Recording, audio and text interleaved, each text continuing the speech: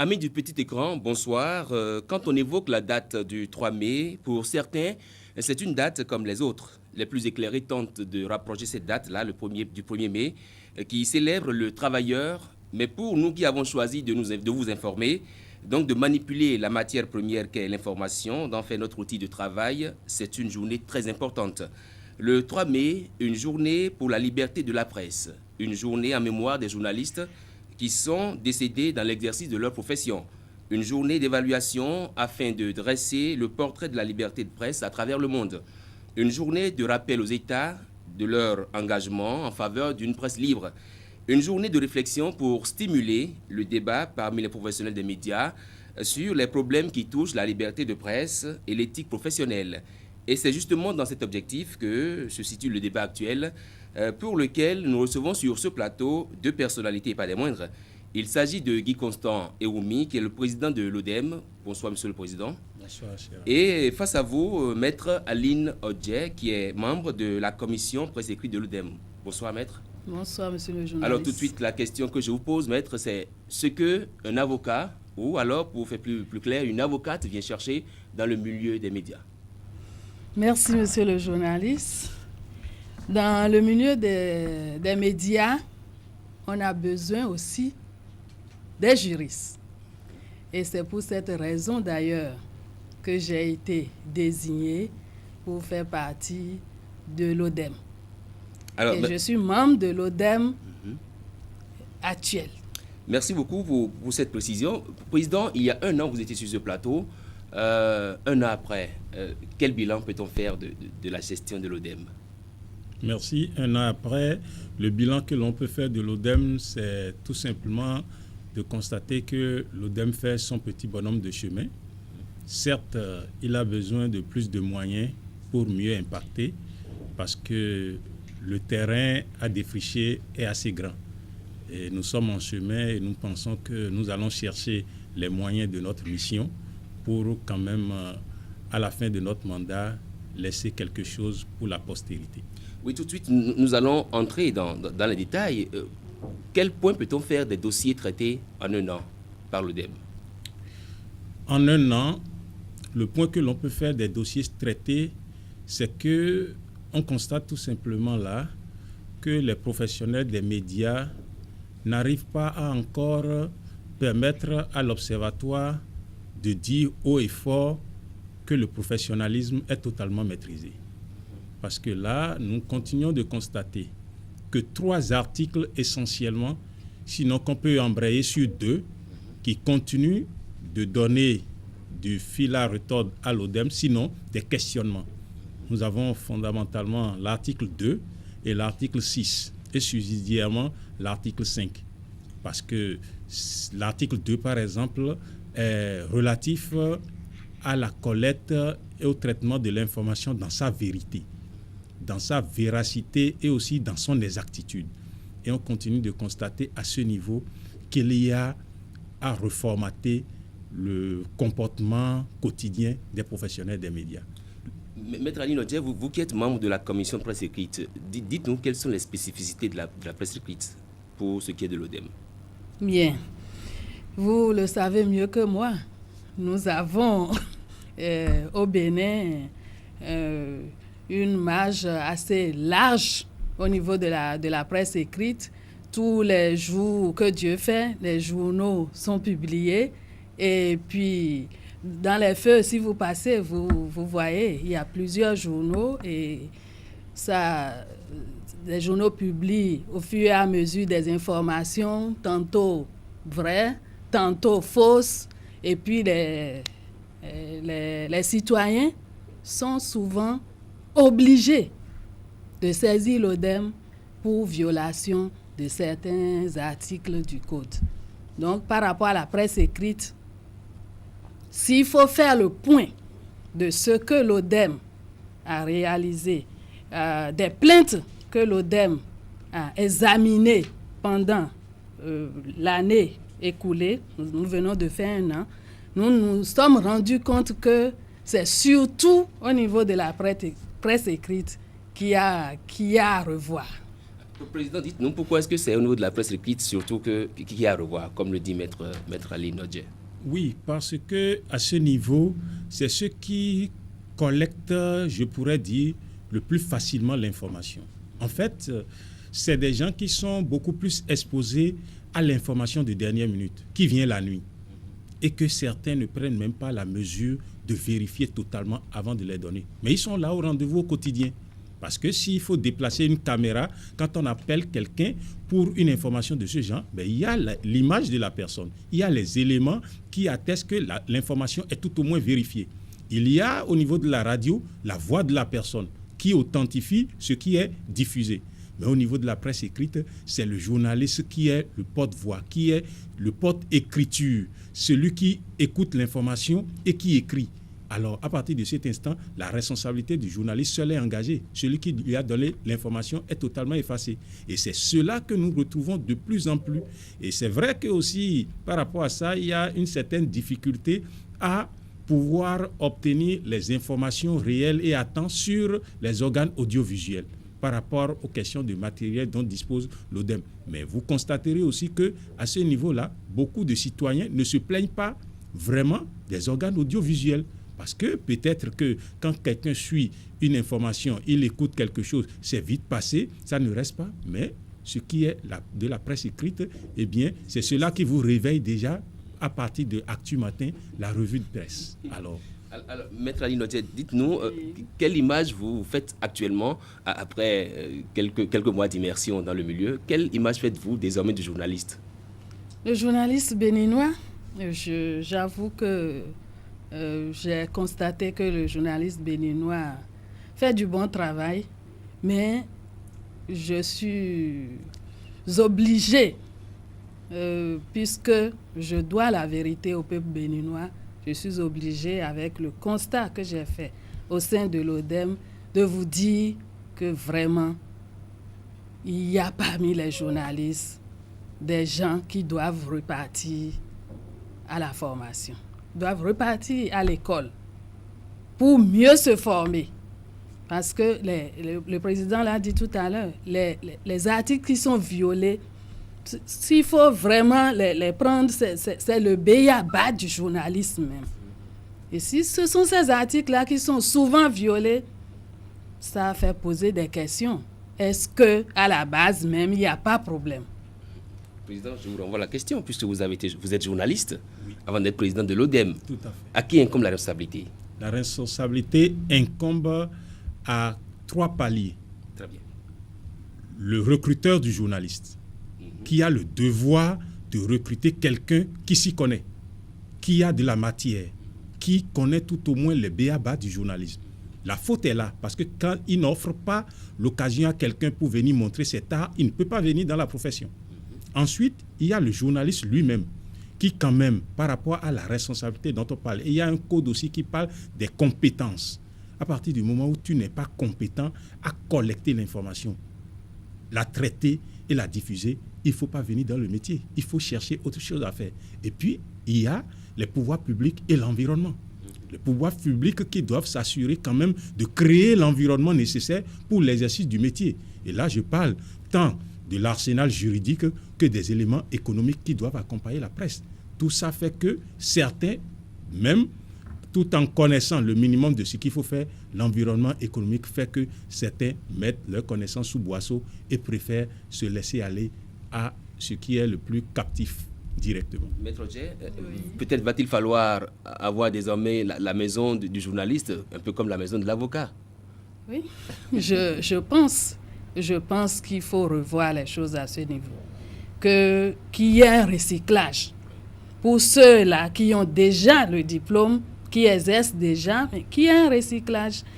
Et en dehors de ça, par rapport à ceux-là qui sont aujourd'hui en formation, je ne sais pas vraiment comment ça se passe. Il va falloir vraiment revoir les choses, peut-être demander aux professionnels des médias de s'y intéresser plus pour que la jeune génération sortent avec quand même un peu plus de rigueur dans la formation.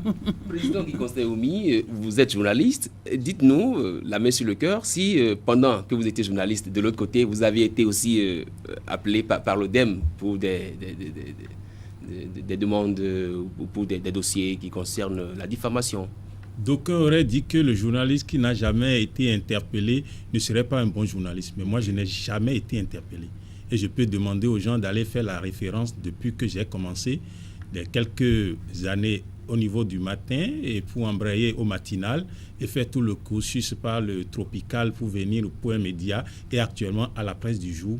Je pense que je n'ai jamais été cité parce que je mets un point d'honneur à la perfection de ce que l'on fait. Il faut pouvoir faire le travail parce qu'il y a un canevas tracé. Le code de déontologie, il faut aller s'y mirer tous les jours. Quand moi je prends mon bic pour écrire un seul article, je pèse les mots. Quand je prends un mot, je reprends pour dire quelle est la connotation que ça donne à l'autre. Est-ce que c'est péjoratif? Est-ce que ça blesse quelqu'un? Parce que mon devoir, c'est d'informer et de m'en arrêter là. Informer et former. Mais ce n'est pas pour blesser, ce n'est pas pour détruire. Certes, si je vais sur un terrain où je constate qu'il y a manifestement un détournement, j'écris qu'il y a un détournement après avoir collecté les informations y afférentes. Mais je ne vais pas tout simplement prendre le brick et écrire pour écrire. Il y a une méthode, il y a un ordre. Je suis l'ordre qu'on donne. Je n'ai jamais été, moi, interpellé pour quoi que ce soit. Et ce n'est pas que mes écrits ne sont pas là. Des gens peuvent y aller. Les tout récents sont sur le site de la presse du jour. Mais Maître Adjei, dites-nous, quand vous interpellez les journalistes, Dieu sait qu'ils sont nombreux à être interpellés pour des cas de diffamation, injures et tout, est-ce que vous constatez vraiment qu'il y a les gens ont envie de se corriger? Oui, par rapport à cette question, je peux dire oui, mais avec réserve aussi, parce que nous recevons certains journalistes qui nous disent, qui nous déclarent simplement qu'ils ne savaient pas qu'il y avait un article du genre dans le code. Bon, le code de déontologie. Ouais. Parfois, on se pose la question de savoir s'ils sont sincères. Mais des fois, on se rend compte vraiment qu'ils ne savaient pas. C'est pour cela que j'ai parlé de formation tout à l'heure. Par contre, il y a d'autres qui ne veulent même pas déférer à la convocation de l'ODEM, qui s'en foutent à la limite. Ceux-là, lorsqu'ils vous répondent, vous sentez dans leurs écrits que voilà, ils savent pertinemment que ces articles doivent être respectés. Ils les ont violés et ils s'en foutent. Ils se disent, bon, l'ODEM n'a qu'à prendre ses responsabilités. L'ODEM n'a qu'à faire ce qu'il veut. Et quand c'est comme ça, qu'est-ce que vous faites, vous, président de l'ODEM? Nous n'avons rien d'autre qu'à faire qu'appliquer les tests. Quand nous constatons que manifestement, quelqu'un, dans la collecte de l'information, il n'a pas utilisé tout simplement le contradictoire. Quand on vous donne l'information sur quelqu'un, la moindre des choses, c'est d'interpeller cette personne pour dire « Nous avons reçu telle information sur vous. Qu'est-ce que vous en dites ?»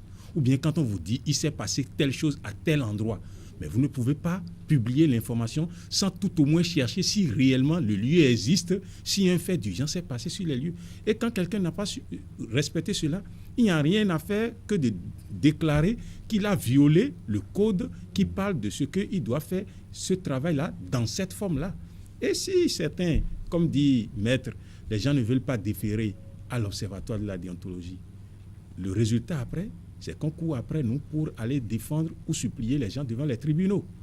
Or, il fallait faire en sorte que le tribunal des pairs puisse être le lieu d'excellence où chacun vient se mirer. Quand on vient vous dire dans votre corporation que vous avez mal fait le travail, eh bien, la meilleure sanction, la plus grande sanction, c'est cela.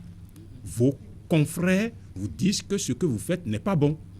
Et vous devez pouvoir vous corriger.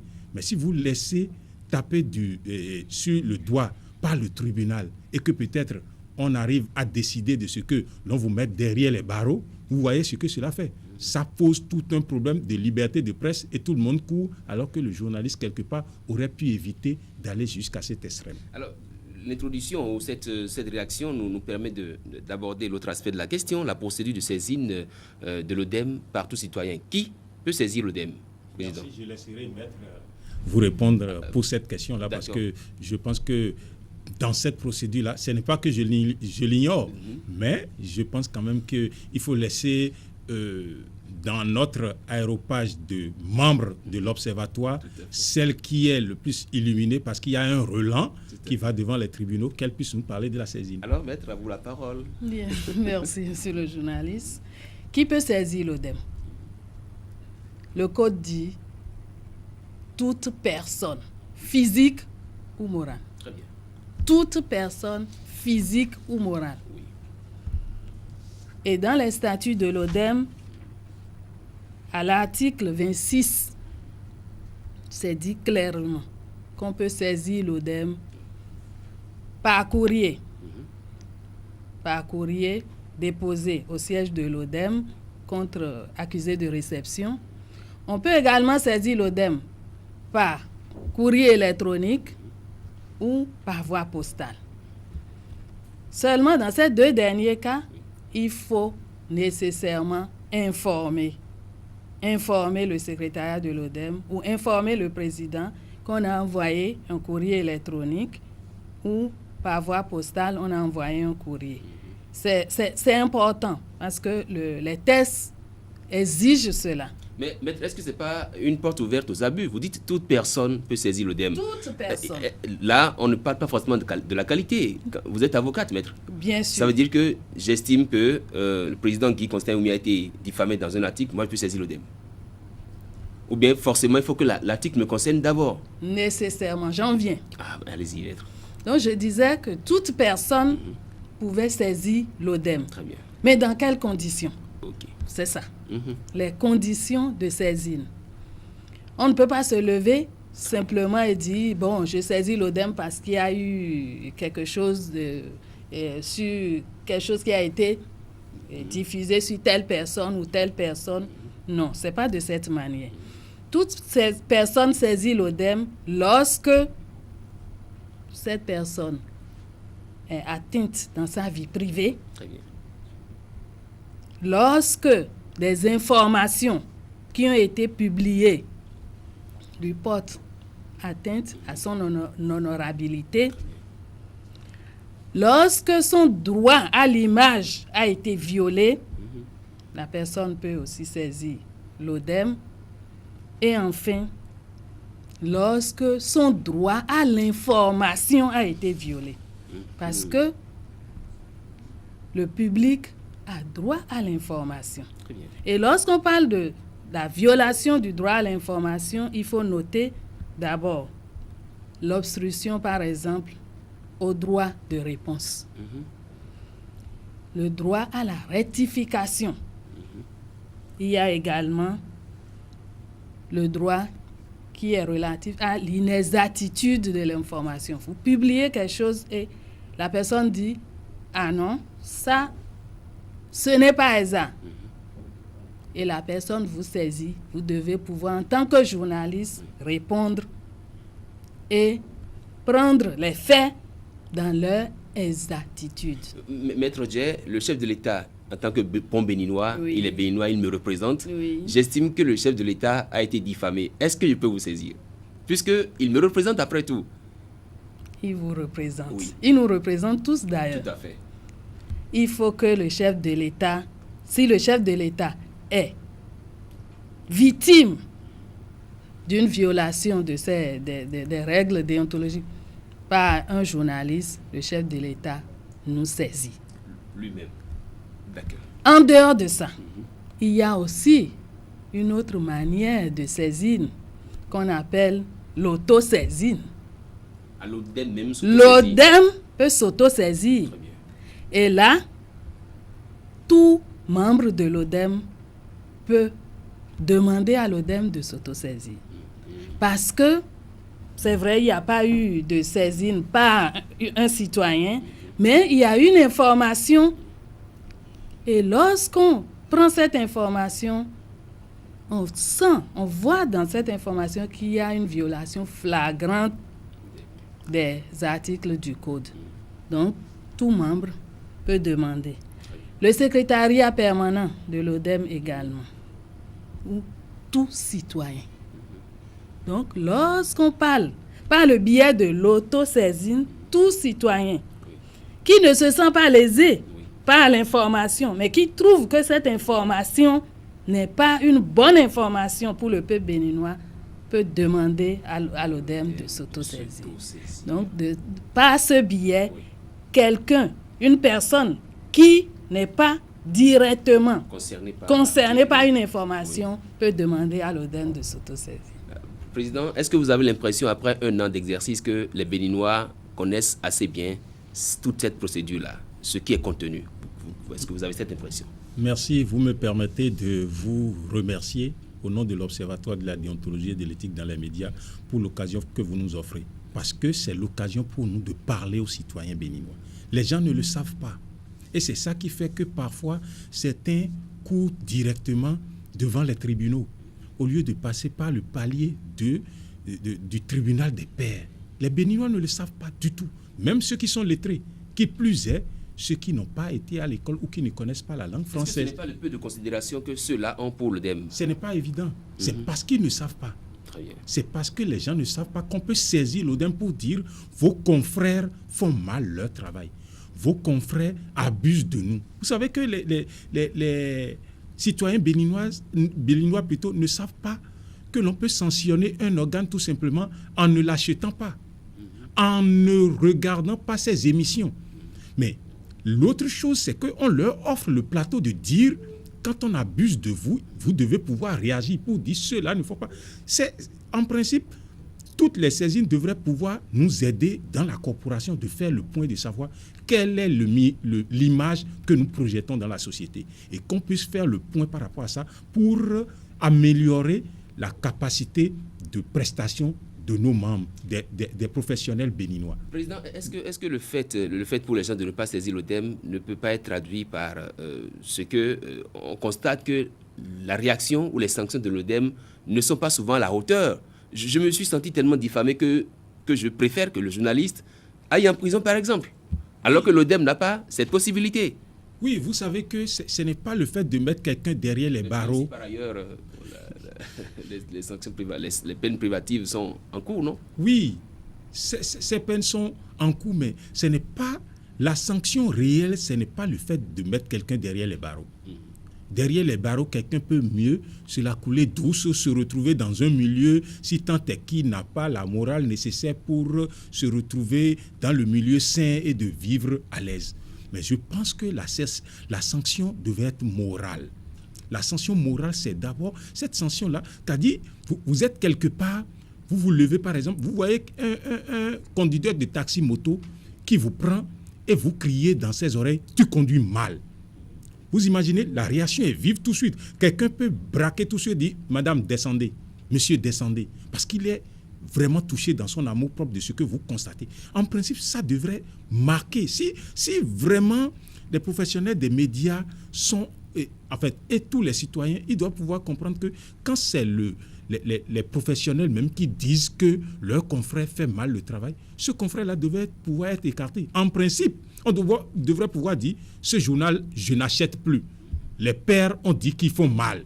Cette télévision-là, je ne suis plus parce qu'on dit qu'ils font mal le travail. En principe, je pense que cette sanction-là... Je ne l'écoute plus. Oui, que je ne l'écoute plus. Oui. En principe, ça devait être là. Et ça marque l'organe. Parce que quand l'audimat dégringole, quand le lectorat dégringole, vous devez pouvoir constater que vous faites mal. Vous devez vous reprendre vous remettre en cause pour vous améliorer. Et c'est là, je dis, ce n'est pas nécessairement, le manque de ceci n'est pas certainement parce que les sanctions sont faibles. Mais quand même, quand on va jusqu'à dire à quelqu'un qu'on lui donne le blâme, qu'on l'avertit d'abord, on lui donne le blâme, et qu'on propose à l'organe de régulation qu'est la HAC de lui retirer la carte de presse. Vous voyez comment les sanctions, ce n'est pas moins fort là. Ou tout simplement qu'on dise, celui-ci est ingérable, que la HAC s'en occupe. La HAC s'en occupe avec tous les pouvoirs que l'institution, la Constitution a donné à la HAC, à travers aussi la loi organique. Je pense que les professionnels des médias devaient s'abstenir d'aller jusque-là. Et ce n'est pas que l'ODEM, les sanctions de l'ODEM ne sont pas des sanctions assez fortes. Maître Roger, tout de suite, pour qui connaît la procédure au Bénin, il y a des délais. Il y a la forme de la saisine. Bien sûr. Tout ça, rappelez-nous ça rapidement. Bien, pour saisir l'ODEM, je vous l'ai dit tout à l'heure, il faut adresser un courrier que l'ODEM réceptionne. Mais il faut noter que la plainte déposée à l'ODEM ne sera recevable que si elle était déposée dans un délai de 3 mois, à compter de la date de publication de l'information. Donc si 3 mois, un jour après, vous saisissez l'ODEM, votre plainte sera déclarée irrecevable. Ouais, je suis dans le la dernière journée du 3e mois, je dois quitter Nati Tengou pour Cotonou et remettre la plainte, déposer la plainte au siège de l'ODEM. Envoyez par courrier électronique et appelez le président de l'ODEM ou le secrétariat. Parce que pour quitter Nati Tengou et Cotonou, naturellement, ça vous ne pourrez pas. Donc, il faut respecter ces délais. Très bien. Et il y a aussi la forme. Effectivement, il faut adresser un courrier, mais accompagner également ce courrier des éléments pertinents qui peuvent justifier ce que vous êtes en train de reprocher aux journalistes. Lorsque vous n'accompagnez pas ce courrier de ces éléments, l'ODEM est bien obligé de vous écrire et de vous dire de lui envoyer ces éléments-là. Sans cela, votre plainte sera déclarée irrecevable. Il faut aussi noter, c'est important... Et notifier au requérant. Bien sûr, bien sûr. D'accord. C'est très important, l'adresse et de quel délai dispose aussi l'ODEM pour répondre à celui-là, au requérant? Bien sûr. Oui. Il faut, avant de parler du délai, il faut que dans cette plainte, qu'on note l'adresse complète du requérant. Parce que l'ODEM doit répondre. Pour répondre, l'ODEM envoie à l'adresse du requérant. Donc, une plainte sans adresse complète n'est pas une plainte recevable. Bien, maintenant, lorsque l'ODEM reçoit la plainte, dans les statuts et le règlement intérieur de l'ODEM écrit aux mises en cause et lui donne 3 jours pour répondre. Oui, l'ODEM écrit aux mises en cause? Oui. Oui, dans quel délai? Dans les 3 jours. Dans les 3 jours, oui. Très bien. Et il donne également 3 jours aux mises en cause d'apporter les preuves. Et le mis en cause répond.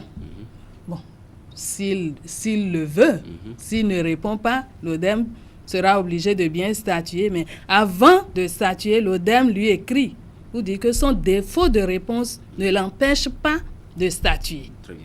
Donc, il y a 3 jours que l'ODEM donne aux mises en cause de répondre. Et lorsque le mis en cause répond dans les délais, l'ODEM envoie intégralement les motifs énumérés par le mis en cause au plaignant. Oui. Et au plaignant de répliquer et d'envoyer à l'ODEM. Et tout ça, c'est dans un délai de 3 jours. Très bien, très bien. D'envoyer à l'ODEM sa réplique éventuelle. Et à partir de là, l'ODEM peut statuer. Mais par contre, il y a des fois l'ODEM, en recevant de part et d'autre les observations du mis en cause et du plaignant, si l'ODEM estime qu'avec ces éléments, il ne peut pas vraiment statuer, il invite les parties à venir devant lui pour donner plus d'explications. Et à ce niveau, la procédure elle est contradictoire ou on l'écoute une partie après l'autre? Non. À ce niveau. Oui. Non, allez-y, le président va compléter. Lorsque l'ODEM reçoit les mises en cause, l'ODEM écoute le plaignant, l'ODEM écoute le mis en cause, et si l'ODEM estime qu'il faille les mettre ensemble pour avoir du contradictoire, l'ODEM peut le faire également. Président, on constate bien que la procédure de saisine, elle est écrite, elle est faite d'échanges de courriers. Est-ce que cette procédure n'a pas montré ses limites?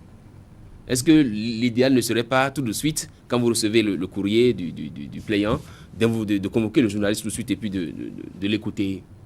Non, pas du tout, parce que l'ODEM statue sur des preuves. Parce que le journaliste qui a écrit un article a certainement les preuves, puisque les preuves doivent exister avant qu'on écrive l'article. Donc, le journaliste, quand on se plaint d'un journaliste, on lui demande les preuves de ses écrits, de ses publications, de sa diffusion. Et il nous apporte les preuves. S'il nous apporte les preuves et que les preuves sont suffisantes pour statuer, nous statuons. Maintenant, quand nous trouvons que par rapport aux preuves, la réplique du plaignant indique que l'on écoute à nouveau le plaignant ou qu'on invite le journaliste ou qu'on invite les protagonistes qui sont soulevés dans la question, nous invitons l'un ou l'autre pour mieux éclairer, parce qu'on ne travaille pas tout simplement ex nihilo ou en l'air tout simplement pour décider. Non, nous passons les étages qu'il faut nécessairement pour que l'observatoire même soit complètement et ait complètement tous les éléments qu'il faut pour statuer. Donc, quand c'est possible, nous écoutons le plaignant seul. Quand c'est possible, nous pouvons écouter aussi le mis en cause ou nous faisons la contradiction. Et là, on a déjà eu assez de cas de cela, où quand quelqu'un donne une information, l'autre conteste, et il faut quand même pouvoir les amener ensemble pour les écouter et voir quand le micmac se fait et qu'on fait de la contradiction, vous sentez, vous-même déjà, vous pouvez voir de quel côté cela peut aller, parce que quand l'autre pose telle question et l'autre est incapable d'apporter les éléments qu'il faut, vous voyez tout sur vous-même, bon, et vous pouvez en déduire. Président, quand on fait le point des dossiers dont vous avez été saisi, qu'est-ce qui fondamentalement est à la base de la diffamation qu'on constate dans les journaux? Ce qui est fondamentalement à la base, je peux dire que c'est le caractère trop pressé d'informer. Et le fait de ne pas se laisser le temps nécessaire d'investiguer. Et vous constaterez avec nous que la presse béninoise est pauvre en investigation. Le quotidien, la bribe d'information, on la donne tout de suite. Quelqu'un a... Parfois, certains... C'est aussi la course au scoop. Oui, et la course au scoop, ce n'est pas une bonne chose en soi. Dès que vous n'êtes pas rassuré de l'information, vous voyez qu'on a tué un chef d'État de ce pays qui est encore vivant. Le scoop n'est pas bon. Il faut avoir un minimum. L'information peut être vraie, mais ne pas être exacte. C'est comme si on dit, il y a accident. Oui, il y a accident. Bilan 20 morts, alors qu'il y en avait 2. Ça veut dire que l'information est vraie, mais elle n'est pas exacte. Parce qu'il n'y a pas eu 20 morts, il n'y en a eu que 2. Mais quand quelqu'un vous dit, un passant passe par là, tout de suite il voit l'accident, il voit les gens par terre, et il vous appelle. Excusez que j'appelle Canal 3. Et Canal 3, il y a eu un accident sur la voie de Porte-Novo. Et il y a une vingtaine de morts. Et quelqu'un passe tout de suite, il fait une bande défilante chez vous et commence par dire 20 morts. Et il n'est pas allé sur le terrain pour constater. Et quand il dit 10, vous voyez, quand il y a une variation, par exemple, sur le chiffre là, dans la presse béninoise, on se demande si le citoyen commence par se dire qui dit la vérité, vous voyez ce que ça jette sur la presse. Au-delà de la course au scoop, il y a aussi ce qu'on appelle communément le gombo, président. Si, malheureusement, il y a le gombo, où face au gombo, certains ne se retrouvent pas dans le devoir de défendre leur profession. Ils donnent tout simplement, c'est-à-dire ils vendent leur profession, leur image, leur intégrité sur un plateau de quoi je ne sais. Et ça, ce n'est pas bon. Ce n'est pas bon. Et c'est sur ça qu'on demande aux gens que celui qui vous démarche pour quelque chose, il avilit votre profession. Mais lui, il a son résultat. Et l'image que vous donnez, parce que quelque part, vous savez, les choses se tiennent dans le pays et les informations se tiennent. Quelqu'un peut être au cœur de l'information dont vous parlez tout de suite. Et quand vous dites ça, celui-là sait que ce que vous dites est faux. Mais quelle est l'image que vous projetez dans la société comme ça? Maître Odje, il est connu qu'un homme qui a faim n'est pas un homme libre. Le journaliste qui a faim, c'est un journaliste emprisonné. Il est emprisonné dans beaucoup de choses, emprisonné dans les compromissions, emprisonné dans les perdièmes et les gombos également. Alors, vous qui avez observé le fonctionnement depuis là, quel regard portez-vous sur cet aspect de la question? Bien, je pense que vous avez raison. Il y a les gombos, il y a les perdièmes. Tout à fait. Il y a beaucoup d'autres choses dont on ne peut pas parler sur ce plateau. Tout à fait. Vous êtes d'accord avec moi? Entièrement d'accord avec vous. Maître. Bien. Mais est-ce que c'est bon? Nous sommes tous d'accord que c'est mauvais. Ce qui a lieu de se demander aujourd'hui, c'est comment faire pour que ça change. Très bien. C'est ça. C'est la question qu'il faut se poser. Et je pense d'abord à une bonne formation. Je reviens toujours là. Sur la formation. Ça vous tient tellement à Oui, cœur. je pense d'abord à cela. Après cela, il y a des patrons de presse qui recrutent. On recrute des gens à la base. Sur quelle base? Il y a ça. Il y a les conditions de travail. Vraiment, je serai très, très amère si je vous dis que quand je rencontre des fois des journalistes qu'on envoie pour, je ne sais pas, reportage ou on envoie sur le terrain. Et quand je les regarde, je me dis, est-ce qu'en voyant ça, les élèves qui sont au cours primaire aujourd'hui peuvent rêver de devenir journalistes? Ah, Président, Maître Dieu est en train de jeter un gros pavé dans votre mare, là. Non. Malheureusement, oui. C'est ce Parce que j'ai que remarqué. si certains se portent sur les lieux de reportage en sandalettes, ne me dites pas que c'est un journaliste.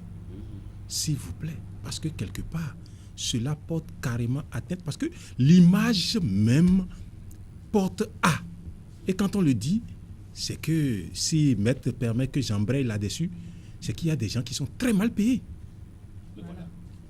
J'ai constaté, j'ai vu des journalistes, s'il vous plaît, d'organes de presse, pas écrites, qui sont à 10 000 francs.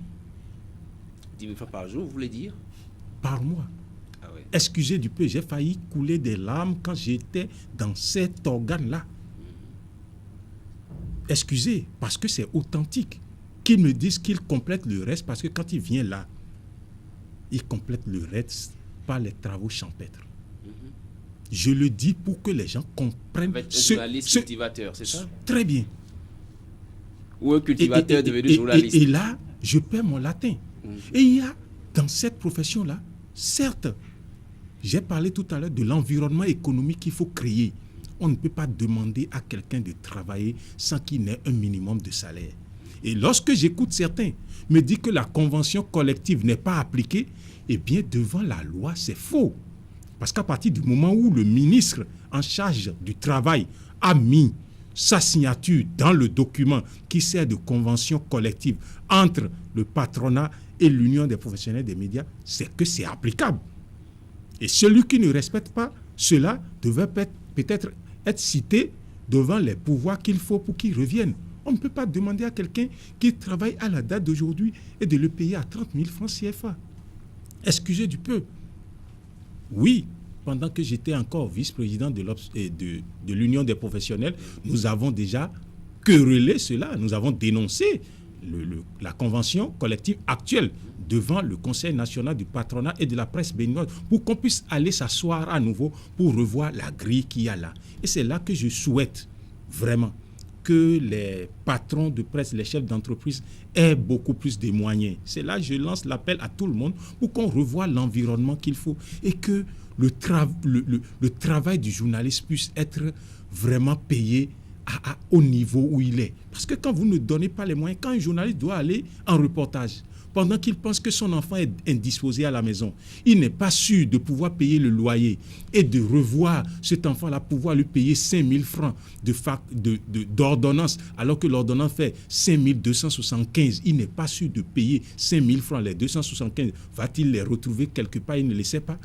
Ne pensez pas qu'il ait toute la tête là pour travailler et que quand il revient, qu'il puisse faire le détail nécessaire qu'il faut. J'en appelle à tout le monde pour qu'on sache que c'est un problème qu'il ne faut pas prendre à la légère et penser que l'observatoire de la déontologie en fait un peu trop. Vous ne pouvez pas demander à quelqu'un de travailler et ne pas accompagner ça d'une rémunération juste. Maître Dieu, vous comprenez alors pourquoi les journalistes peuvent aller sur le terrain en sandalettes? Oui, mais ce n'est pas bon, vous le savez. Oui, certes que ce n'est pas bon, mais bon.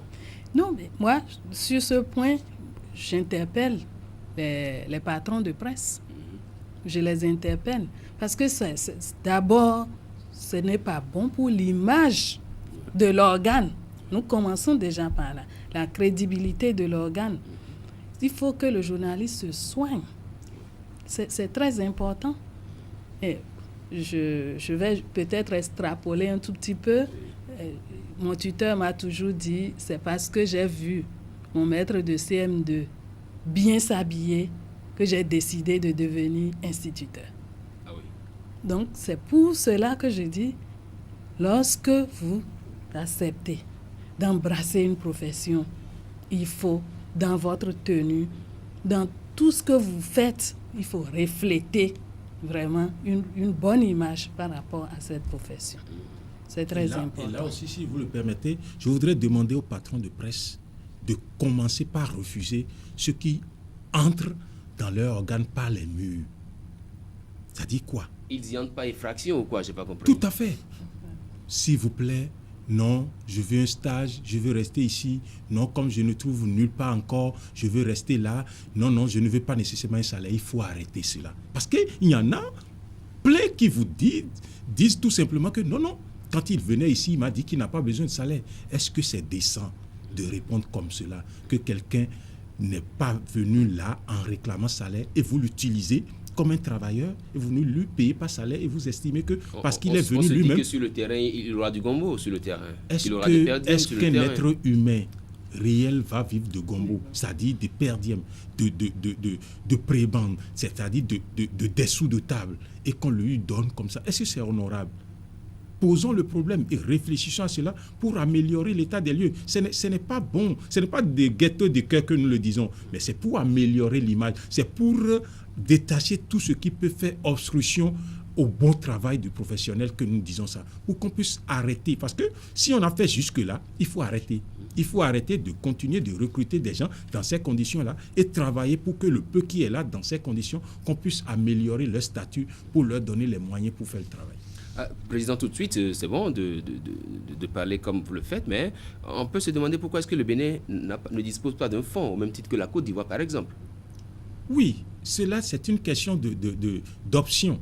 Et nous sommes en chemin. Vous savez que la presse privée, tout au moins, jusque-là, a été accompagnée par l'État, à travers l'aide de l'État à la presse privée. Oui, nous sommes en train de migrer pour faire de cet appui-là un fonds.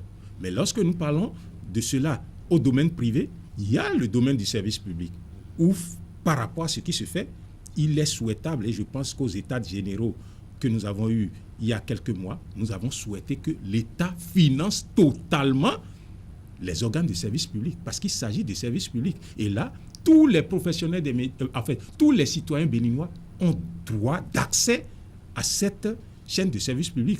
Alors, ce qui se passe aujourd'hui, vous entendez que les gens disent qu'ils vivent de la publicité en majeure partie. Ça ne doit pas être le cas. Et c'est par rapport à cela qu'on ferme la voie à certains citoyens. Mais comment voulez-vous que nos parents qui sont cultivateurs et qui ont une difficulté par rapport à l'intrant qu'ils utilisent et qui détruisent les terres, qu'ils puissent avoir accès à la télévision nationale pour leur dire ce qu'on leur donne est de mauvaise qualité si vous devez leur réclamer de l'argent pour venir sur la chaîne de service public?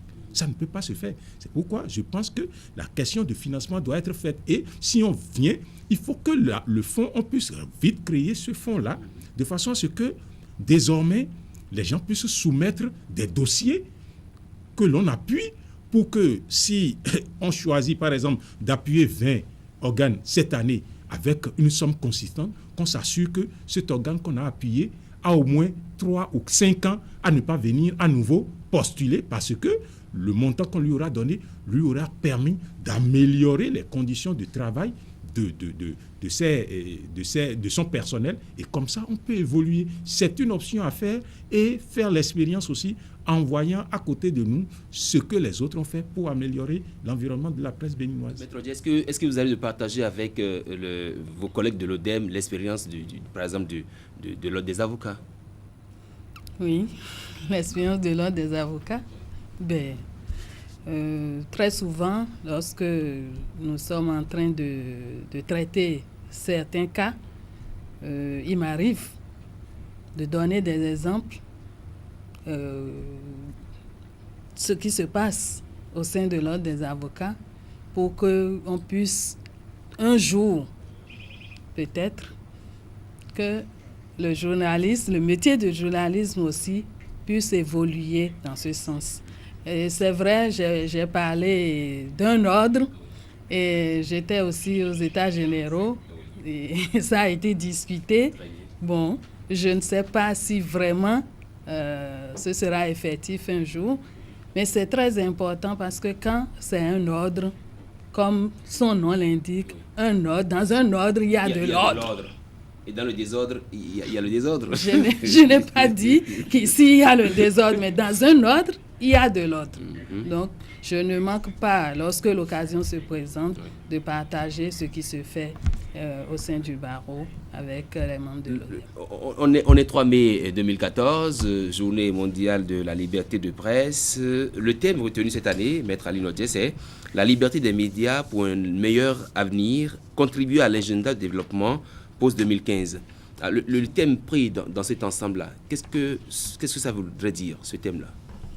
Oui, je pense que ce thème est vraiment d'actualité. Avec tout ce que nous venons de dire tout à l'heure, je me rends compte qu'il faut nécessairement